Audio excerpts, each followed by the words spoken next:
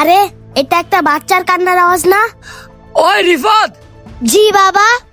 অনেক খেলাধুলা করছো, এখন বাসায় আসো বাবা। জি বাবা, আসতেছি। আরে এটা তো ছোট বাচ্চা কান্না করতেছে। আচ্ছা একটা কাজ করি, বাচ্চাটাকে আমার বাসায় নিয়ে যাই। আরে বাবা রিয়াদ, এই বাচ্চা কোথা থেকে নিয়ে আসছো? বাবা আমি খেলতেছিলাম, বাচ্চাটা একটা ভ্যানের উপরে পড়া ছিল। কি বলো? কে ফেলে গেল এই বাচ্চা? আর এই বাচ্চাটা কি ছেলে না মেয়ে? বাবা ও একটা মেয়ে, ও এক ভ্যানের উপরে কান্না করতেছিল, আর ওকে দেখে আমার খারাপ লাগতেছিল, এজন্য ওকে আমি নিয়ে আসছি। আচ্ছা বাবা, তুমি ওকে যেহেতু নিয়ে আসছো তাহলে তো ভালোই হইলো। তুমি এতদিন একা ছিলা, এখন তোমার ছোট্ট একটি বোন হয়েছে।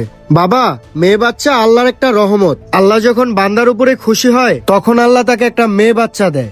সে একটা হতভাগা যে এই মাসুম ছোট বাচ্চাটিকে এখানে ফেলে গেছে। হ্যাঁ বাবা, তুমি ঠিকই বলছো। বাবুটা আমার কাছে দাও। আচ্ছা চলো আমরা বাসায় যাই।